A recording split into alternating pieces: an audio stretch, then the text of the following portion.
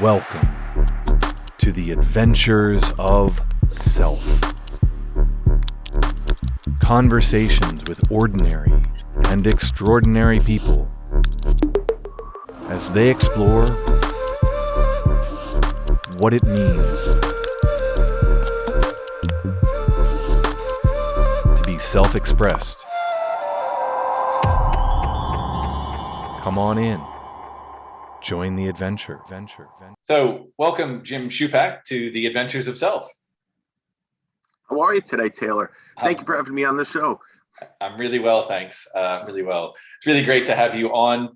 We connected last week, and what really came through, and I kind of want to get into your story, is there's this really hearty, heartfelt, like resilience, and that comes through when speaking to you. And I just want to, like, as an introduction, because you reached out to me to want to be a guest, and I think there's a very sort of simple sort of formula to your story. I think it has a lot of depth to it, but the simplicity of it, I think, was really sort of stood out to me. So I'm going to hand it over to you just to sort of give you an introduction about sort of like why you are looking to be on shows and to share with people what you've learned in your time. Thank you. No, I appreciate that, Taylor. Thank you. And, I thank you for everyone watching, listening, what have you. I mean, really, my story, it begins there's kind of two parts to it, but the first part I'll say was about 20 years ago in February. So we'll say 20 years ago in 2 months, if you will. And that's when I had exhibited a lot of the symptoms of clinical depression. I didn't know that how I felt had a name, though. So literally living inside my own head for about 100 days. And I'll be very honest, it was very, very, very scary. Like every second felt like a minute. Every minute felt like an hour. Every hour felt like a day. It was just the endless day. Every day, 24 hours might as well been 10 days, because that's how it felt. Like I kind of hoped to just get to the night. That's really it, because I just wanted to sleep, because of the fact that, and there are times I just didn't want to wake up. I'm like, I would be okay if I just slept and I didn't wake up. I would be totally fine with that, because it was such a scary place to be, because I wasn't that person. I was a person who was pretty mellow, pretty laid back, pardon me. Pretty, how would I put it?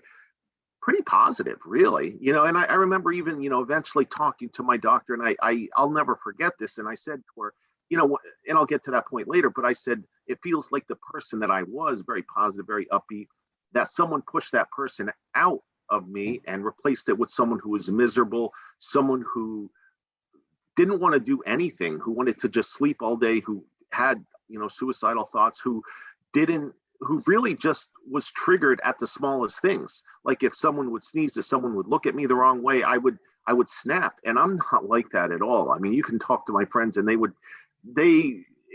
a 180-degree change of who I am. So when that happened, and just living in my head, like I said, for that period of time, eventually I did have a friend of mine who reached out, who had depression himself. And he said to me, he's like, Jim, are you okay? And I said, honestly, no, I'm not. And like the conversation kind of changed my life, because he said, I have, clinical depression. He said, you're exhibiting a lot of the symptoms of that. He said, why don't you look it up? And I did. And I had every single symptom. And then I that was probably the happiest I had been in a long time. And it's not that I could be happy per se, but the fact that I had the weight of the world on my shoulders, at least that I had put it on my own shoulders, I was like, wow, this is what I think I have. And I must have looked at 6 or 7 different websites, Taylor, of clinical depression. What are the symptoms? Is this one lying to me? Because don't toy with my emotions. So I went to another, all of them. I printed every single page out. I remember going to my doctor, my primary care physician, and I kind of self-diagnosed him. I said, Dr. Villani is like, I think I'm 99.9% sure I have clinical depression. I'm going to bring in the paperwork, but I need you to diagnose me with this, because I can't you know what I mean? Like, I don't know what to do. Now, at that point in time, though, Taylor, I will say those 100 days were very scary. I was fortunate that I had a good support at home with my parents, my brother, my dog, who's passed away. This was 20 years ago, but they never really said to me, like, what's wrong with you? Or, like they never really, but it wasn't really a question or a conversation that we had until after I knew how I felt had a name either. But at the same time, they never were like, if you're going to act like that, get out of the house. No, they were never like that. So I think they realized something was wrong, but at the same time, it was like just a support that they gave, like, he might be going through a tough time. I don't know what it is, blah, blah, blah. And we just kind of went from there. But when I did eventually go to the doctor, and she did give me the screening exam for the depression, and she's like, yes, Jim, you have clinical depression. It felt like the world went off my shoulders. Like I felt so relieved, because I honestly was scared. I was almost embarrassed because the stigma that exists, but I didn't even know that how I felt had a name. I didn't even know what it was, Taylor. So I'm thinking, do I go at some point to the ER because I think I'm going out of my mind? Like but I was scared of what would happen after that. What would happen, like after the work? What is the the unknown? And but then when I did go to my doctor, and she said, Jim, I'm going to tell you something. Because I told her I was nervous, I was embarrassed, scared. She said, Jim, I'll tell you something. And you're not the first person I've ever diagnosed with clinical depression, and you sure will not be the last. She didn't laugh, but she was like, I laugh at it now because of the fact that it's such a common thing, especially now, that it's not like it's a rare disease. It's unfortunately very common. So for me, once we did that, then we set up a plan where I did take antidepressants because I literally couldn't get out of bed certain days, Taylor. Like just putting 2 feet on the ground for me was the biggest accomplishment of the entire day. So that, I'm blessed to say that's no longer the case. But, then I went to talk therapy for about 3 or 4 months, weekly, bi-weekly. And then at that point in time, I was kind of in a much better place. And, then I was able to, just go on. And that there's pardon me, an exercise element to it as well. Now I don't know if you want me to share that now, or if you'd prefer to share that later. What I want to just like, while we're in the sort of the beginning of this, because I think as you point out, right, there's certainly, I mean, you and I are both from the US, and I mean, I had a very similar experience probably about 30 years ago in the early 90s, where I had something very similar. And it is interesting that, I mean, what I hear from you is something that is similar to me, where I was aware that something was wrong. I probably had a notion that I was depressed, although maybe I hadn't even given it a diagnosis, like you're saying. It's interesting now because we think it's like, well, people just know they're depressed, but I think you're right. There's a sense it's like, well, if you're so deep into it, you don't actually know what's wrong. You just know something's wrong, and it feels like everything. Feels like the entire world is wrong. Like everything, like you say, like putting 2 feet on the ground is a challenge. I actually, when I went through my really challenging period, I turned to drink, and it wasn't very good, and I really isolated myself from just about anybody and anything, and actually had to. I was in such a bad state. I actually went to my mother, who is a social worker, to say how bad I was in the state I was in, and she was, to her credit, she was so close to me, obviously, as my mother. She said, I'm gonna have you talk to somebody else because I'm too emotionally involved, and so that actually got me into therapy. But I think there's something interesting, this idea that when we're in something, like there's a part of us that feels very isolated, and we feel embarrassed. We feel, well, maybe I'm the only person, maybe I'm going crazy, I don't know what's wrong. And we don't, it's not like, my arm feels like it's about to fall off, or there's no physical, not necessarily, there's no like, oh, my heart is palpitating and I need to go to the ER or something. It's kind of this slow, continual sort of malaise that just feels like there's nothing to it. And also, I think, as you were saying, sometimes, the people around us, friends, family, coworkers, whatever, don't necessarily know what questions to ask, and they don't necessarily ask questions. They might give sort of silent support, but it's interesting that you had one friend who obviously, maybe because of his or her personal experience, knew to ask, oh, hey, are you okay? But Yeah. there were probably a lot of other people, nothing against your family, right? Who that maybe just didn't know what question to ask, right? They love you, Right. they support you, but and so I think that's a really common thing as well, right? Because and there is still, I mean, I think still to this day, right? There is a stigma.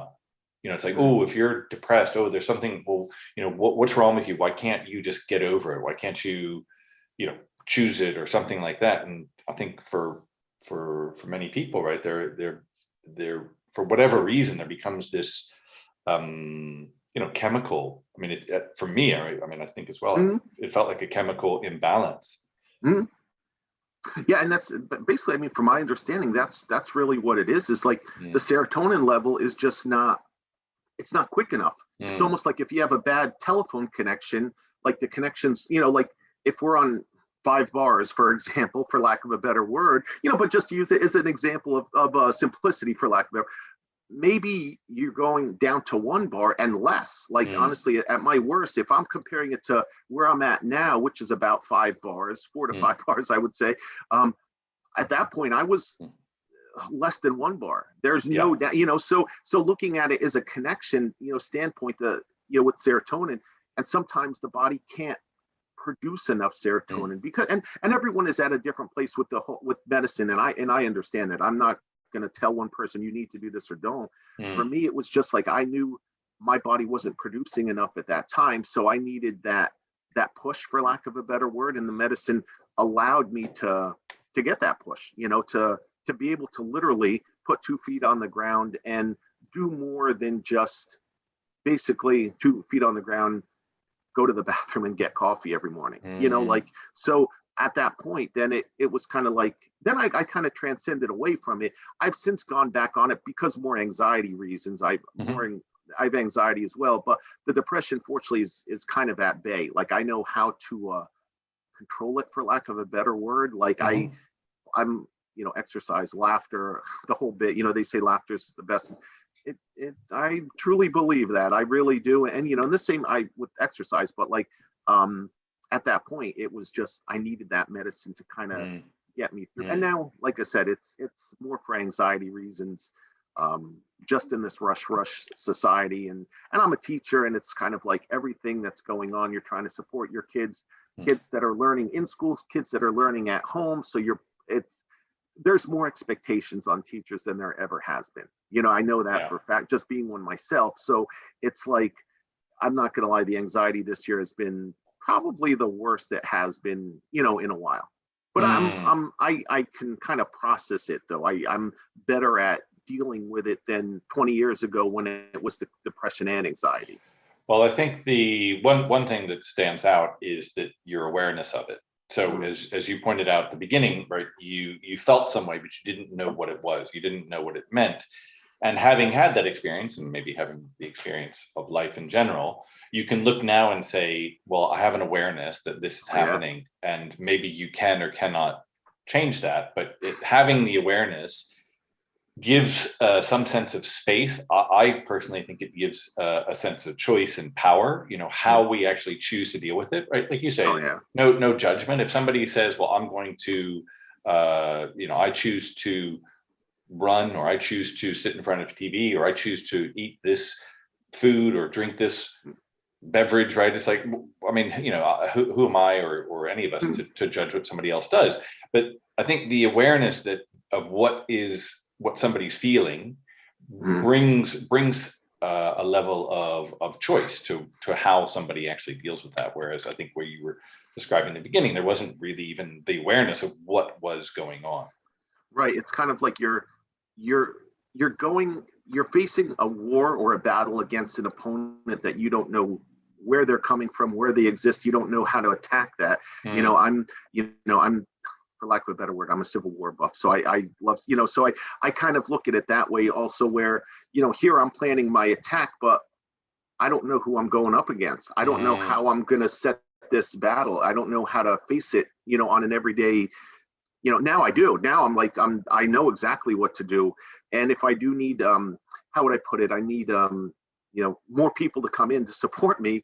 I go back to the doctor. I say, hey, I'm feeling, and I did that in December. I felt like, or maybe it was November, whatever. It was the end of last year, just the anxiety had hit just to a point where I'm like, I need to talk to a professional. Just it was my doctor.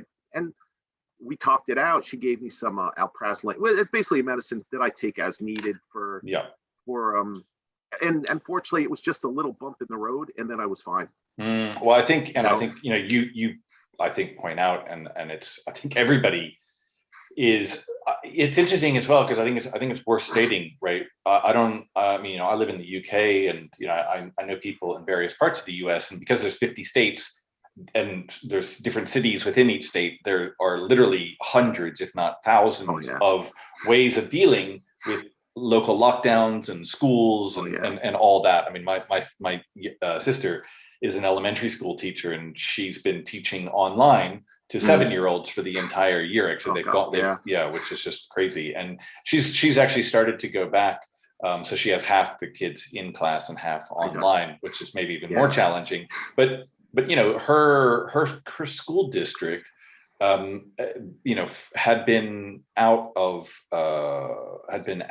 and online since whatever, sort of April of last year, and the county next door has been open the entire time, right? So there's so there's all these different, that, like, a lot of places, like particularly here in the UK, where there's just, like, because it's a smaller country, there's kind of one school board, and that's kind of, well, certainly in England, I mean, Scotland and Wales will do different things, but so I think that there has been a lot of pressure and anxiety, and I think because of the isolation that people have gone through, people aren't necessarily aware of what somebody else is going through, and they feel their own anxiety or stress or worry, and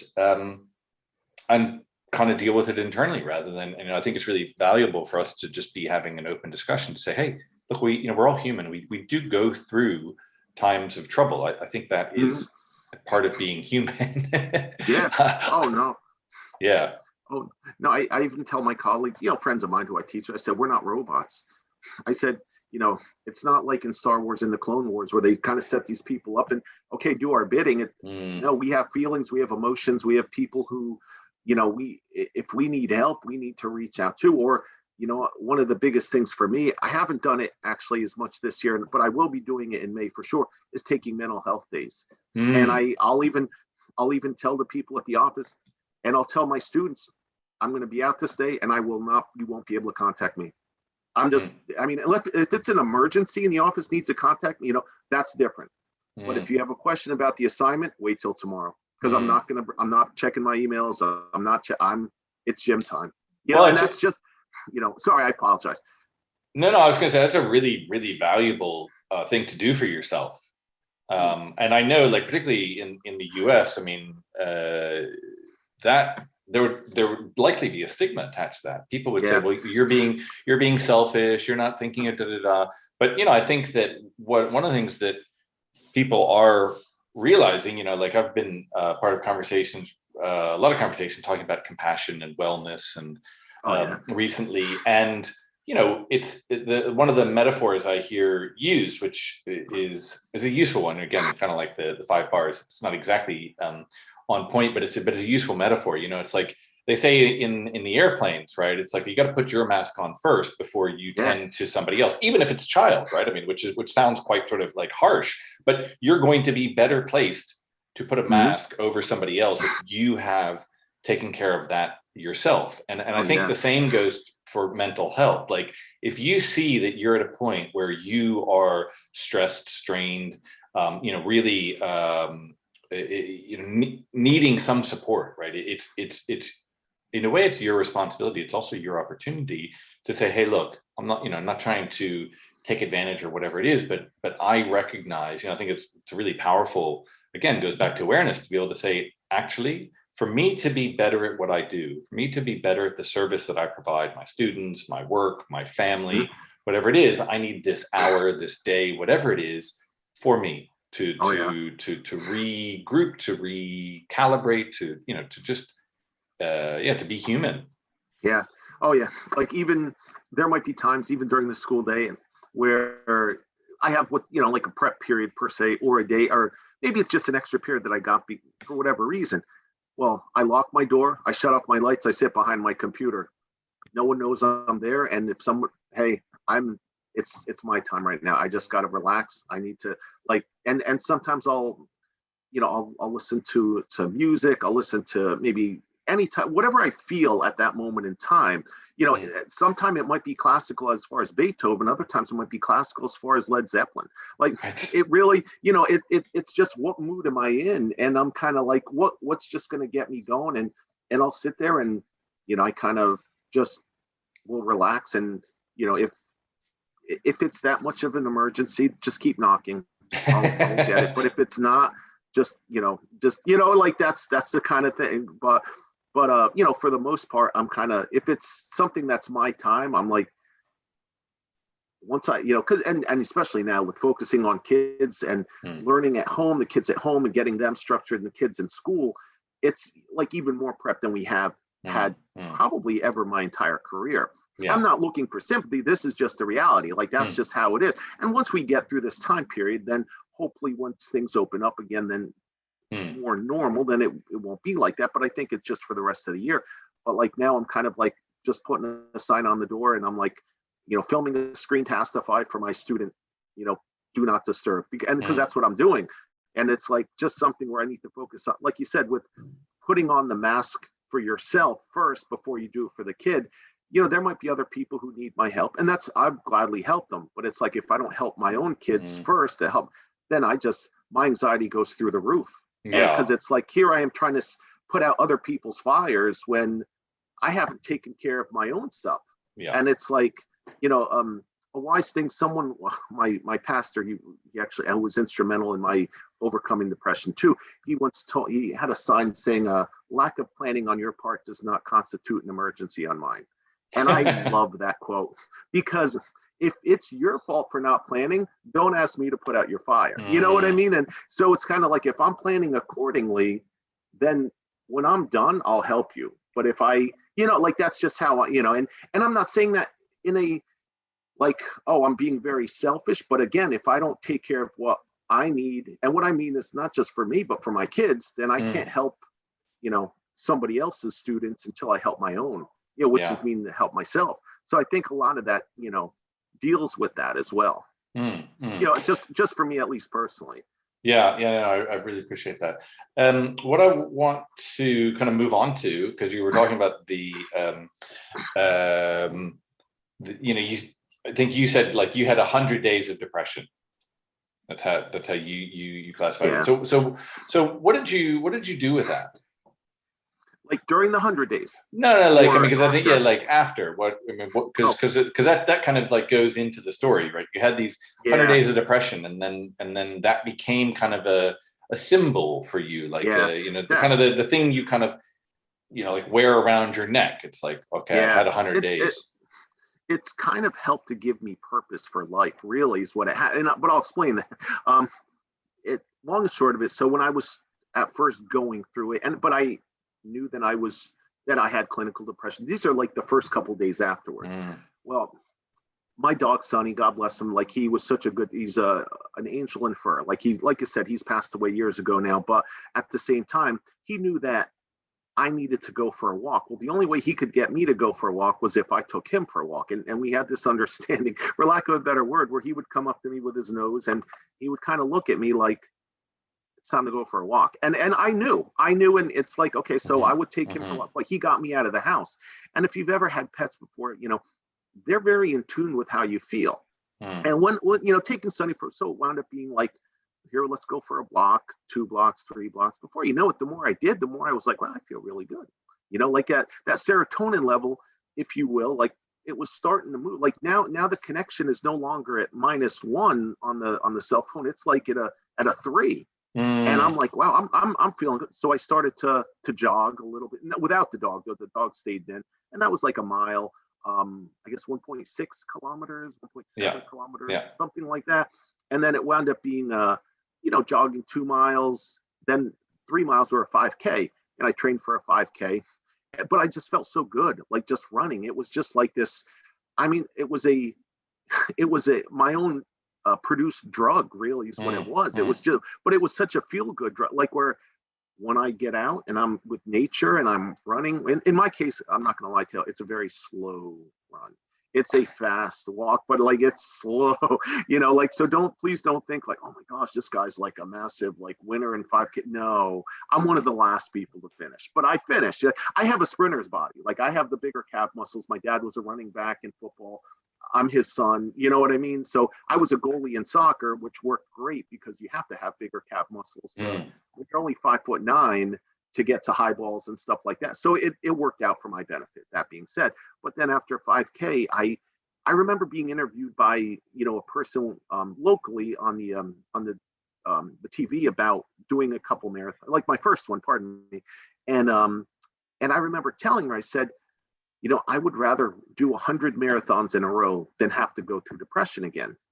And at that moment, it kind of dawned on me. I was like, well, I had 100 days of, basically, I put it 100 days through hell is really what it was. I can't really, there's no words that really for me will justify how I felt. It's really tough to put into mere words. But at that point, I said, well, why don't I do 100 marathons? Not in a row, but 100 total.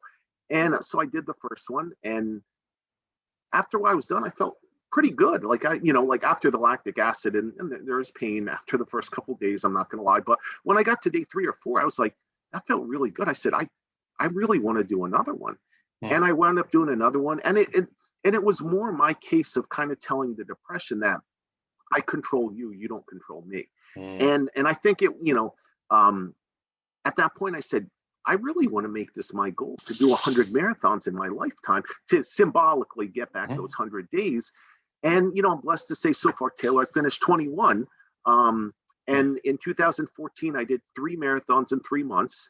And in 2016, I did 4 marathons in 4 months. And that was March, April, May, June, yes, of 2016. Now, I haven't done any since because I was engaged in doctoral studies. And it's a very intense study at Drexel University in Philadelphia. I call it the rip off the Band-Aid doctorate because you're going to school 4 years. I mean, practically no breaks. It's like 10 weeks on, 2 weeks off, 10 weeks on, 2 weeks off. I mean, now that I'm done, it's great, but it's a little colder now, what have you. So I haven't been able to run. So my goal is, God willing, fall of 2022. Plus, it's an endeavor. Like training for a marathon is not something like, oh, I'm going to run a marathon today. Let's go. You don't just do 42 kilometers or 26 miles just like that. You have to really, get into your training. And I won't bore you with the whole training issue, but I would just say it's an endeavor that takes several months, at least 3, 4, maybe 5, 6 months, in some cases a year. So I don't want to push anything. I figure if I do it, plan fall 2022, I think I'm in a good place. Amazing. I mean, I love the sort of the symbolism of like what your goal is, right? And no, thank you. And it's because, as I said, like at the beginning, it's quite simple, but like actually simple things can be much more impactful than, because I can be a bit heady sometimes, and I confuse myself, and let alone lots of other people. And I've really learned to appreciate, having fairly simple goals and tasks. Not that they're not important, but that they're simple. Like, so 100 days equals 100 marathons, or, 101 marathon for each day. Like there's a profound, deep simplicity to that. And, as you say, like, what's interesting as well is, right, it's not like that came immediately. There's a few things that kind of stuck out to about your story. First of all, that it just kind of came to you at some point, like after you had chosen to do one and being interviewed, right? It's not like you set out to run 100 marathons. It's like you chose to do a marathon after doing some 5Ks or whatever. And so you choose to do one, and it's like, oh, I feel pretty good. And it was in relation to the depression. And there is this sense, there's kind of indomitable human spirit. It's like, well, there are things that occur to us, anxiety, depression, people do things, life happens, whatever, but we choose whether the extent to which that impacts and affects our lives. It's not to say that other people and things in life don't impact and affect us, but how much, the extent to which that impacts us is up to us. And, we have an opportunity to see a situation and say, well, I'm going to steer this. I'm going to not force it, but I'm going to choose to go down this path. Because we only have a certain amount of time on this planet, and there's a health, there's a emotional, physical well-being to wanting to run 100 marathons. I mean, my heart goes out to you. I've got really bad knees, and have zero interest in running marathons. I do other challenges. In fact, I may share something that comes up for me about this. And also the thing I want to point out that I thought was really nice about your story is that, and maybe just speak to this, because when you said, like, when you were in the depression, your dog came to you, and you definitely got this sense that he or she was tuned into your depression, and what you understood was that the dog was sort of pushing you to go out and do something, to walk outside. And what I liked was that you said, it only took walking 2 or 3 blocks to start to feel a little bit better. Because I think a lot of people feel, oh, I'm depressed, I've got it. And they see the people that's like, oh, this person's run 100 or, running 100 marathons. Oh, yeah. And when you're in depression, that might be like trying to walk to the moon. You're like, well, yeah. I'm not going to do that. Whereas if you say, well, start with walking around the block. Start with walking around the block twice. Yeah. Then walk for half an hour, or whatever it is. And I think, because that's what I got. It's like, even the small, that's what started you, is doing something small and getting something from that and building from there.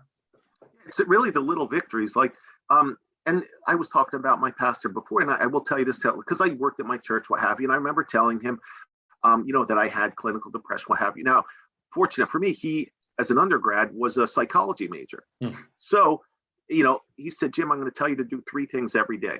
Or write down 3 things that you accomplish or want to accomplish every day.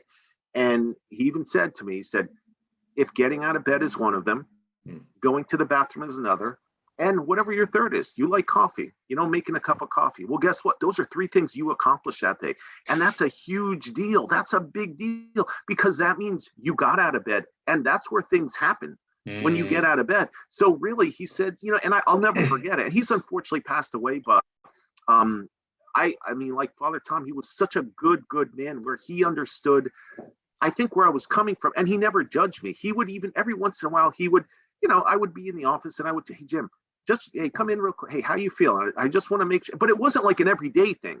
It wasn't like he was over the top or like a helicopter parent of some sort. It was just one of those where every week or something, every 2 weeks, how you been doing, how you been, and just those little check-ins meant a lot to me, because it, again, like I said, like his advice was invaluable, and that's what advice I'm blessed to share on, with you, Taylor. It's advice I'm blessed to share with other people who I know are going through similar challenges that, I did it at some point, that it doesn't have to be the marathon. For me, that's my calling. It really is. It's something that was put in my heart, and I couldn't stop thinking about it. And like going around the block, that might be, at one point in time, that was my marathon. That was like, and I get it. Like that can be someone's marathon. It might just be, just walk around the block one time and just see how you feel. And that's, if that's what you accomplished that day, exercise wise, that's awesome. I'm proud of you, because we were all at that point at one point in time. Like, so, I advise people, almost, I'm not going to say advise them not to do marathons, but I will say it, like what I'm doing, it's not something that I'm like saying, oh, you should totally do this. No, I'm not. For real, there's a lot of like financial undertaking, physical, mental challenge that, once you get to half marathon, and trust me, I'm toward the back, Taylor. So there's a lot of lonely miles. So just kind of getting in tune, and really a lot of time I spend in the marathon is just kind of looking up, admiring nature, admiring what's in front of me, and just realizing, it's symbolically, but like everything, to get to the finish line, to get to your goal, it's one step at a time, regardless if it's one step at a time to go around the block or one step at a time to go 42 kilometers, 26 miles. It's just a matter of, and not being hard on yourself. There are going to be days that you're like, I feel like, trash today. I feel, bad. I still have days like that. We all do. It's called being human. You know what I mean? Like any of us have, like we said, we're not robots. Like it's just, we're going to have days like that. I have them more often than not in the winter because I'm not a winter sport person. I don't go outside as much in the winter. And now with COVID, I would be at the gym, but I chose not to go to the gym for now. So, it's just, that's where I was at. But yeah, really, it's little victories. And those little victories add up to a lot because that gave me confidence. Like I got out of bed today and I went to the bathroom. You know what? That's awesome. I'm proud of myself for doing that. And then, I got a cup of coffee. And I know in England they prefer maybe tea, and that's fine. Make your tea. I'm cool with that. Like whatever your beverage of choice is in the morning, you're like, that's fine. I mean, my mom's from Colombia. My dad's married to a Colombian. Well, I'm half Ukrainian on his side. He was born in Pennsylvania. My mom was born in Colombia. I'm first generation on her side, third generation American on my dad's side, but whatever. I drink coffee, but that doesn't help. It does, and the thing is, it doesn't help my anxiety, but it's kind of, I chose that, I guess, but there's times where I realize like, okay, one cup and that's it. No more, but that being said, so I, but it's just little victories. The small victories kind of will add to a lot because you take one step every day, before you know it, you're at 100 steps. Yeah. And that's a cool thing. That's 100 steps that you were further than if you would have never started. Yeah. And I think there's real value in that.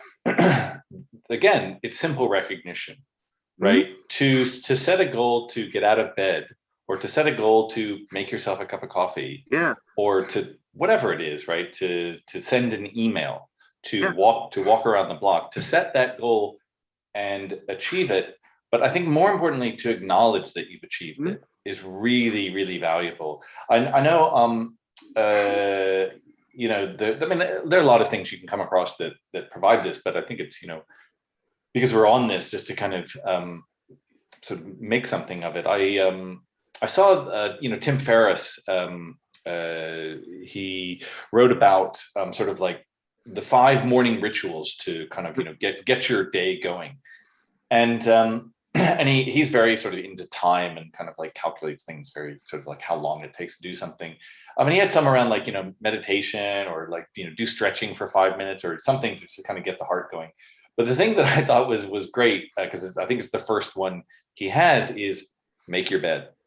Like just, when you get out of bed, if you make your bed, whether that's putting your duvet or putting the pillows or whatever it is, if you can do that one simple thing, which probably takes 30 seconds, 2 minutes max, it's like a signal. It's like, okay, I'm choosing to do something, right? Rather than just kind of leave this a mess, right? And I know it's like, it'd be very easy just to kind of roll out of bed and kind of, sort of crawl to the bathroom or the coffee machine or whatever, and then say, oh yeah, I'll get to it later. But if you can choose that one thing, something that just says, okay, this is my 30-second morning choice ritual, it starts your day on I'm doing something. Oh yeah.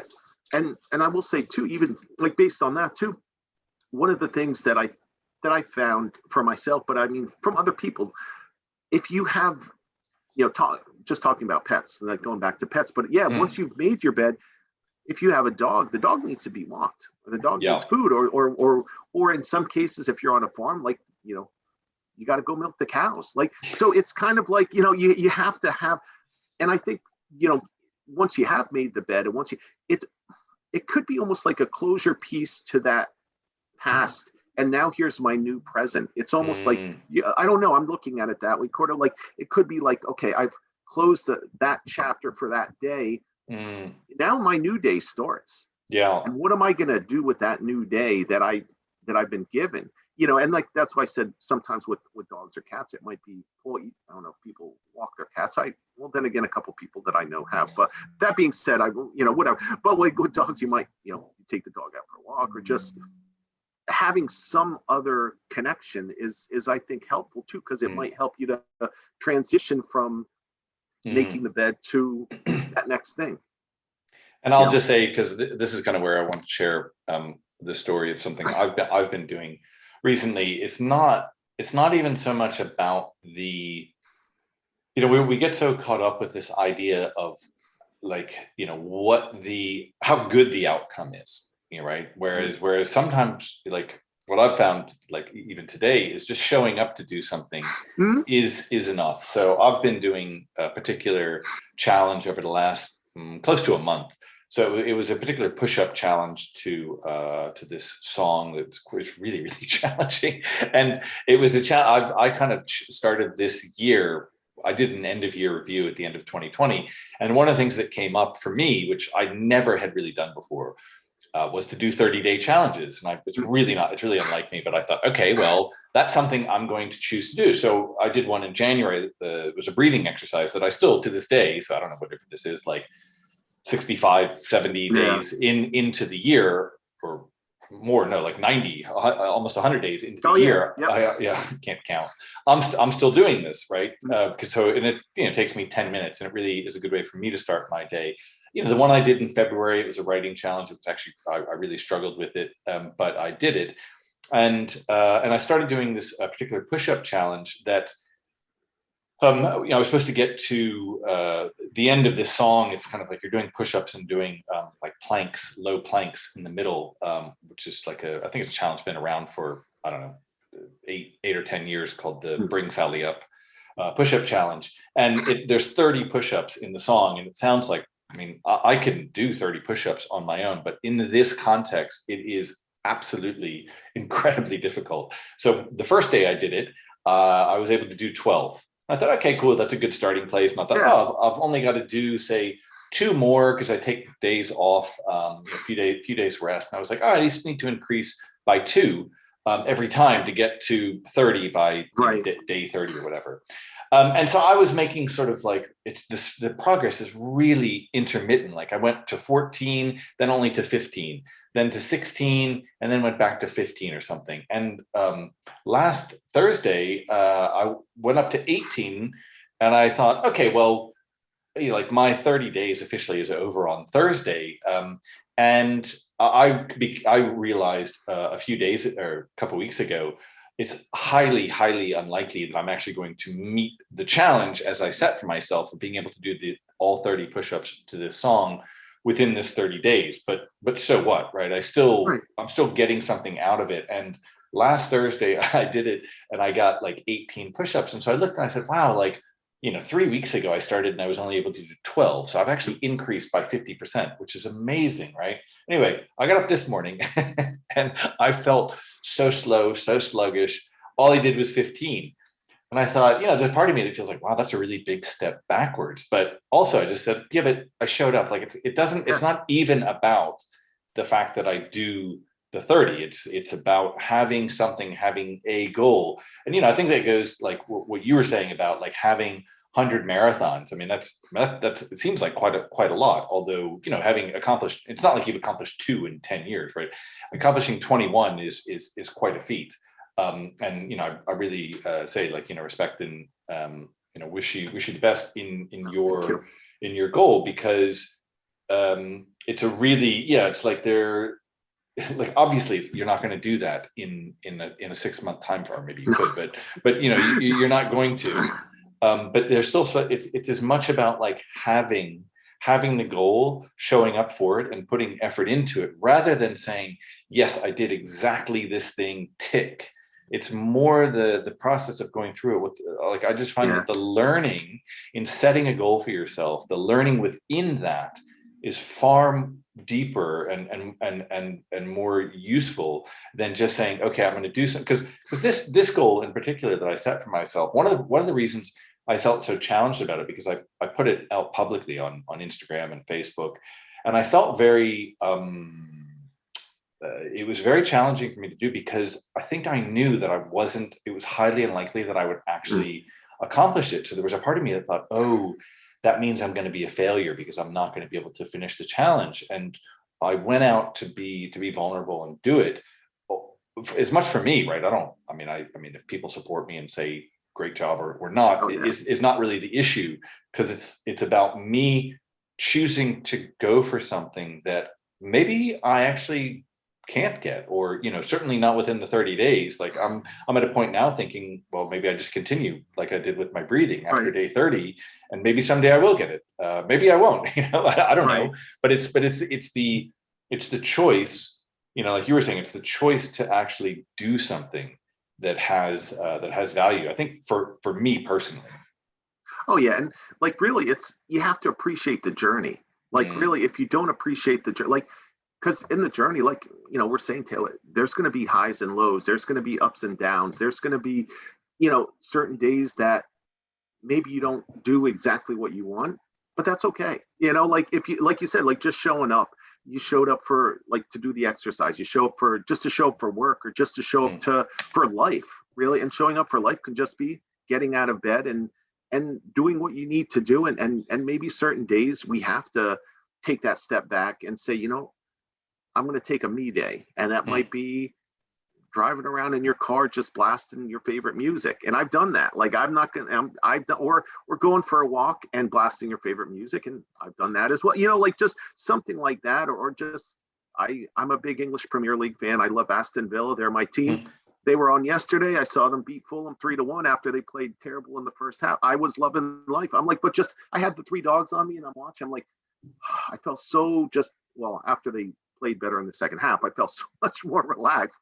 But it was kind of just little things like that, little victories that I think we need in life mm, to just demonstrate like that you are appreciating the journey though, and the mm, journey is like it's just that process, like you mm, trusting that process and knowing that you maybe this is your goal. Certain days you're going to take two steps toward that goal. One day you might take a step back, mm, you might take three steps forward, then you might take three steps back again, but that's okay. mm, It so I think really a lot of it is that, and just realizing that when you do take those three steps back or two steps back, maybe it's your body telling you you need a break or you mm. need to rely, like, so being in tune with yourself, Yeah. like that's one thing that I am learning more of, at least through my journey, was there are days that I need to take maybe a mental health day, or maybe Mm, I need to just, take a step back from life itself. And that might just be sitting at home. Or mm, I've learned one blessing out of COVID is I love to cook now. We got a grill, and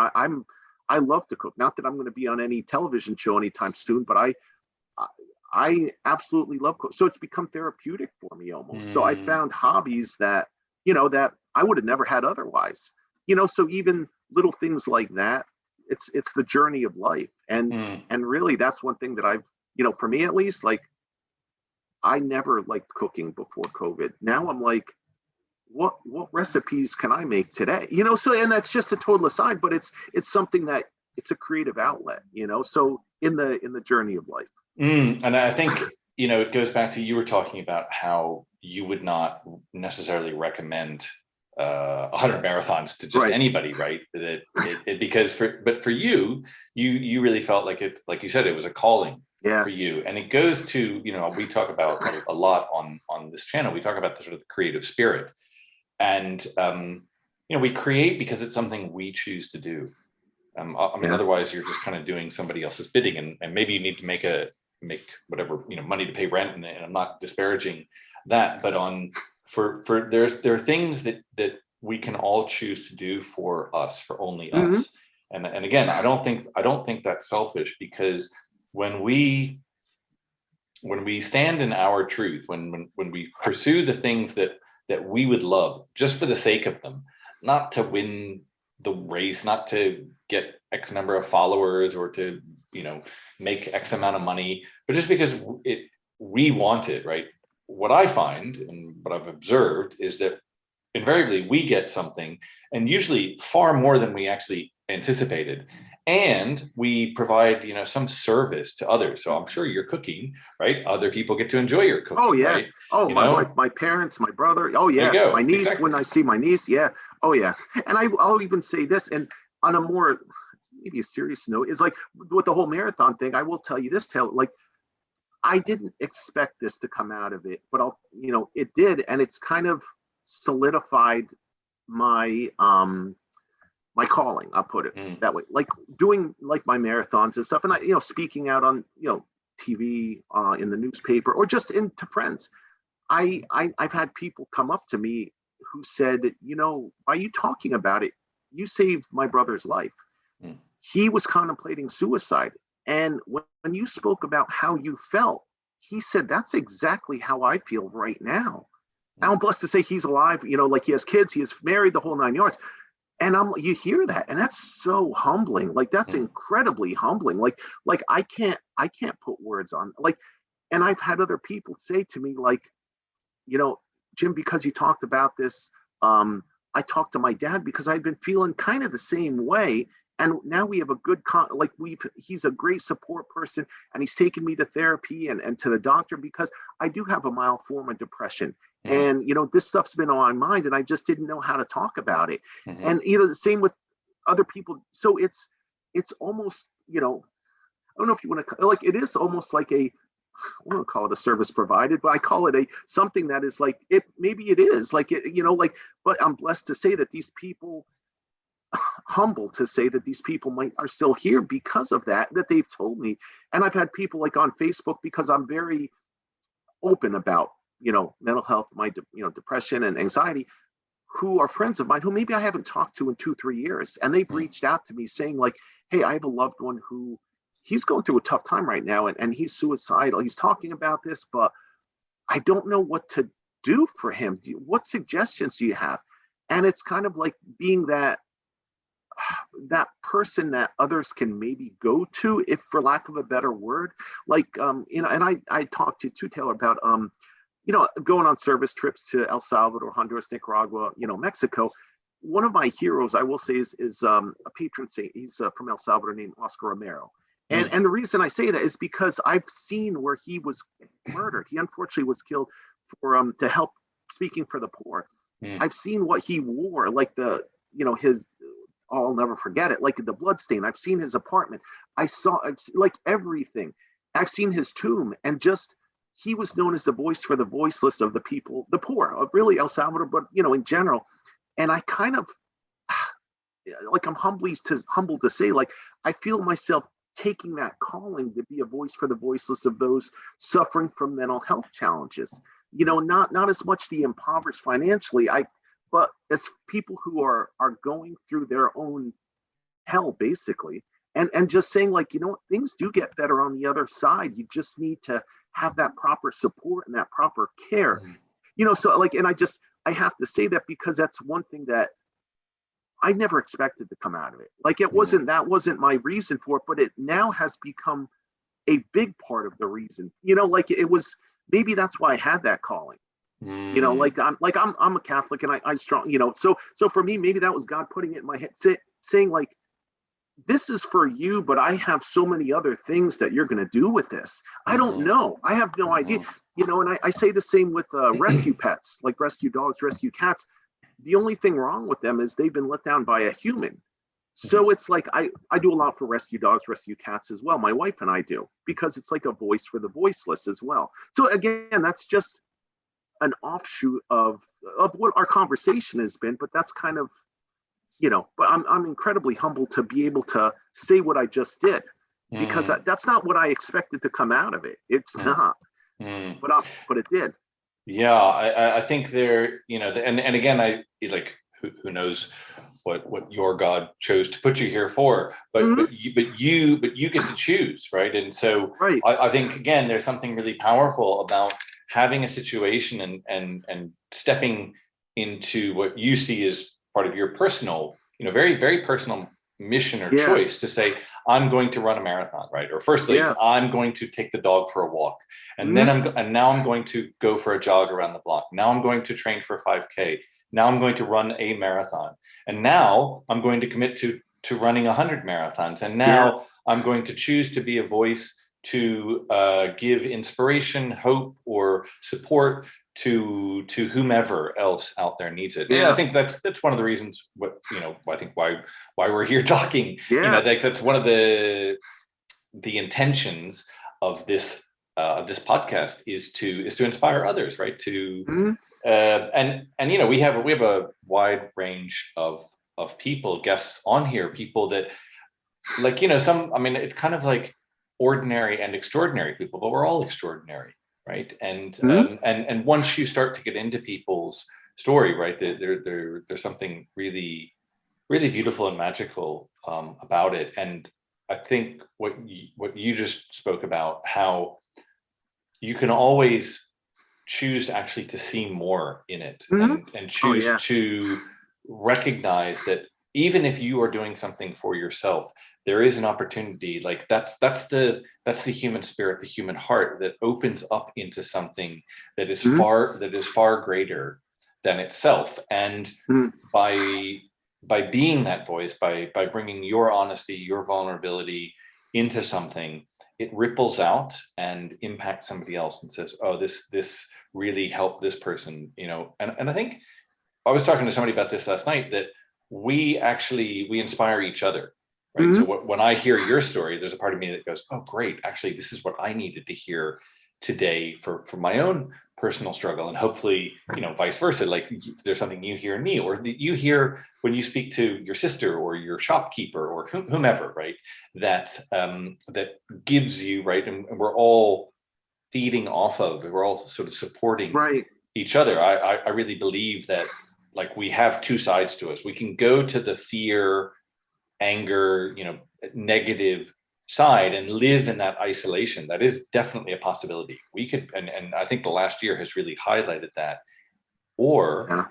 we can, you know, choose to go to a place of where we are connected, Mhm. where we are here for each other, where we're listening to one another, where we're you know, offering support, and they're both available to us. Oh yeah. They're both available to us. It's just which one we choose to give power to give voice to. Yeah, that's a great point too, Tal, because one thing I've even told my students, my soccer players, I said that you're the average of the 5 people that you Mm, surround yourself with the most. mm, So who are your 5? Like that's my question is, not to you, but like just people in general. Who are your 5? Because if they're people who maybe, I know for me, when I was going through my depression and at its worst, if I surrounded myself with people who maybe would have told me to just get over it, or would have just said, oh, here's some whatever illegal drug or something, take this, it'll help, you'll feel better. I might have gone down that path. I'm not going to lie. I was looking for an answer. I didn't know mm, what the answer, you know what I mean? Like, so I might have gone that route. I'm blessed to say I did not go down that route, but that doesn't mean that I wouldn't have if mm, if that was someone that I had surrounded myself with. So I think like having that support and those 5 people change because of, well, I coach soccer and there's different people coaching at different times. Now, the one constant is obviously my wife, and like my parents. Now that I'm able to see them, I've gotten vaccinated. My parents have gotten back. So it's nice, to be able to at least have some. And the weather's nicer too, so we can kind of see each other more comfortably, for lack of a better word. Pardon me. But it's those 5 people can change. mm, So it's a matter. I mean, in my opinion, just not bringing in someone that is going to bring you down, mm, mm, and maybe that person is you can still help that person, like in my opinion, like give them advice, like, hey, why don't you do this, or why are you doing this? Here's another way of going about whatever challenge you're going through, mm, and asking for that consideration, because it's we all have only 100% energy, and it's all how you divide that energy. And I look at every relationship as almost a, I want to call it a bank account, but am I giving more? Am I like, is there more of a withdrawal from this person than what I am getting? Is it mostly negative? mm, And now they're in debit for me. And I'm not that I'm looking at it as it's debit, but like I want it to be a reciprocal thing where it's kind of like we're giving and taking and learning, like you had said, Taylor, from each other. Like we can learn from each other. And I think that's the important thing. That's why we have 2 ears and one mouth, like we exactly. listen twice as much as you talk. So I think that's so important to surround yourself with those, 5 good people. And it could be more than that, trust me, but that's just an average. But Mm, at the same time, realize that, you know, people are here to help guide us and hopefully in a positive way. mm, mm. Yeah, awesome. Well, we do have 2 ears and one mouth. I definitely say I think the opportunity is Yes. to listen twice as much as we talk. Yeah. I don't know that I always do that, but I certainly, that is an intention, and it's definitely an opportunity for us all. I was just thinking, I was thinking about this earlier, just as a I don't know, maybe as an offer to you, but it kind of brings in something that we covered here a few weeks ago. I had a guest on. She's a Paralympian gold athlete from the UK. Oh, wow. Yeah, she did cycling, and she won gold in Rio in 2016. Oh, that's so cool. And she had this amazing connection with the number 79. So she kept having this number show up in her life, like in these weird ways. She would go for a cup of coffee, and the waiter would say, "Oh, I'm sorry, I can only heat." She said, "I want this boiling hot." He said, "I can only heat this to 79 degrees," and which is an odd number. And Right. it kept showing up, and she ended up winning the 79th medal for Britain in Rio. 79, it turns out, is the, in like the periodic table, is the atomic number for gold. Oh, no kidding. Oh, I did not know that. Oh, that's Yeah. wild. And I was thinking, as you were speaking, that you've done 21, so you actually have 79 marathons to go. That's left. true.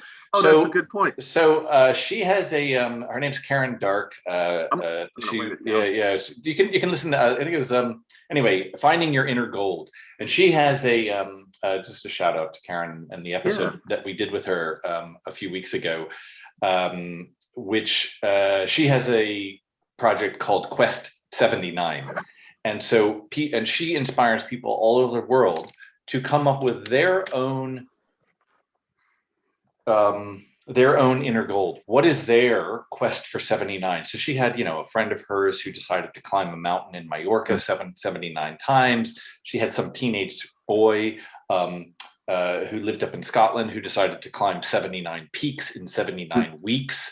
I just saw on her feed the other day, she was interviewed on a podcast by a 7-year-old and a 9-year-old, two sisters, which was cute as heck, and actually put my podcasting skills to shame. I really thought, oh, I've got to learn here.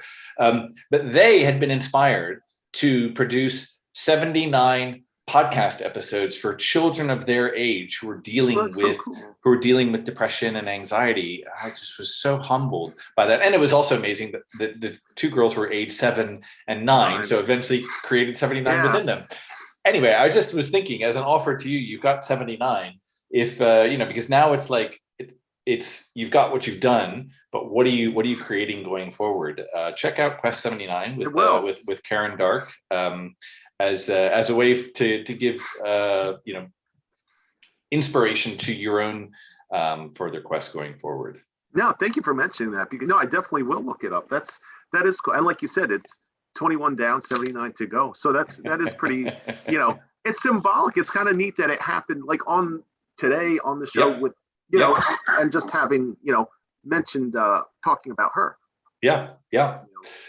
Cool. Yeah. So just really quickly before we go. Yeah. So I think you have a support. You won't be able to hear it necessarily on the podcast, but I think you have a support animal with you. I just thought that he's been here the entire time, although I haven't really seen him, but he's been part of the show, certainly for you and your support the entire time. So I just want to give the last moment, maybe even the last voice to, who is this?